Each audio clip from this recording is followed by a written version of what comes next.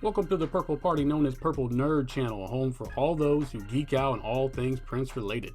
One Nite Alone Live was released exclusively to members of Prince's online MPG Music Club on November 24, 2002, followed by a retail release on December 17, 2002, which peaked at number 95 on Billboard. No singles were released, but Prince did perform on Jay Leno to promote the album. This album is a collection of live recordings, and I specifically say a collection, as this is not a recording of one single live show from that tour, but 27 songs from 9 different shows, covering shows on the tour from March 11th to April 30th. Aside from the 2 CD set One Nite Alone Live, the set included a third disc titled The After Show It Ain't Over Yet. The MPG Music Club edition differs from the retail release, as it not only included the 3 discs I just mentioned, but also a 4th CD, One Nite Alone, which was also an MPG Music Club member exclusive, released through the site on May 14, 2002, which means depending on when you joined and signed up that year for the MPG Music Club, you would have received 2 copies of this one release. I did do a video about that project, and I will have a link to that video at the end of this video. With Prince only featuring a few live tracks on a few of his albums over the years, and continuous rumors of him going to release a live album over the decades, and with this finally being his first live album, we have to ask ourselves, was it worth the wait? And was it what we all had hoped for? Well, let's all find out, as on this episode I explored disc 1 of the set. We open up with Rainbow Children.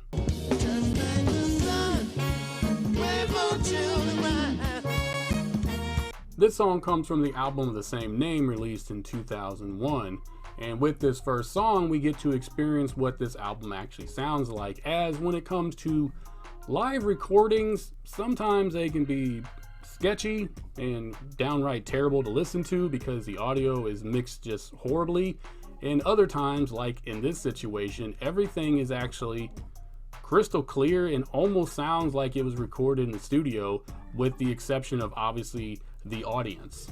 And with this opening song, we do get confirmation that Prince's band is tight and on point. Next is Muse to the Pharaoh.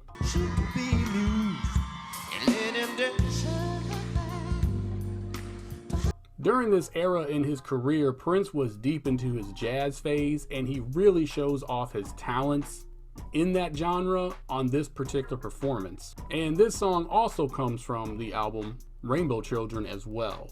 Next is Xenophobia.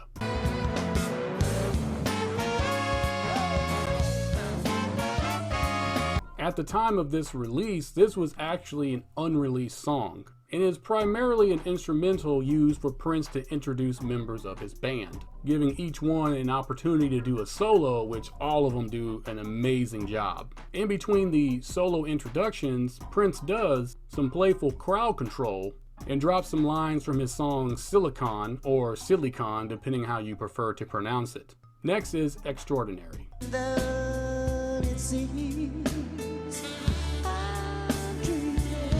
Coming from the underappreciated album The Vault Old Friends for Sale, released in 1999 by Warner Brothers, Prince absolutely kills this live rendition, with Candy Dulfer throwing down on an epic saxophone solo. Next is Mellow.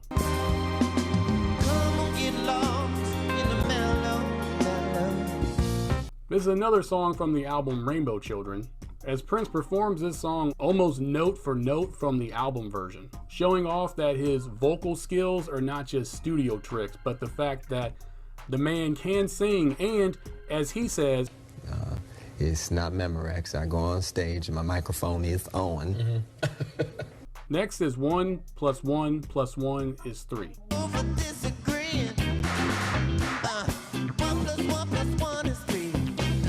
Prince brings the funk with this Rainbow Children track, although there is some additional synth sounds and percussion samples added, which already enhances an amazing song. And Prince's control of the band with so many precision on the note just drops and stops is absolutely phenomenal. Prince really plays to the crowd on this one, getting everybody involved and jumping all over the place. Next is The Other Side of the Pillow. You're just cool. It's the other side of the pillow.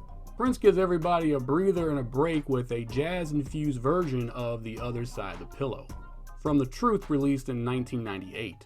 The groove is smooth and sensual, and Prince's vocal performance is flawless. Next is Strange Relationship. Yeah. What's this strange relationship?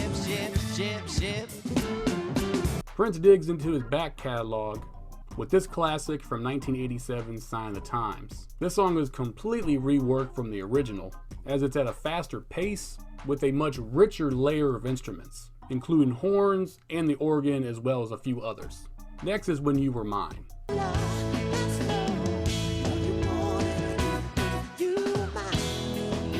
To me, this is the most surprising performance, as just a few years prior to the release of this album, Prince had made an announcement that he was no longer going to curse or swear in his songs, and that he was no longer going to be playing any more of his risque material live, which had me honestly believing that he was never going to play anything off the album Dirty Mind. But here we are, and of course the middle verse is omitted and replaced with a guitar solo, only for Prince to close out the song with an even better guitar solo. Next is Avalanche.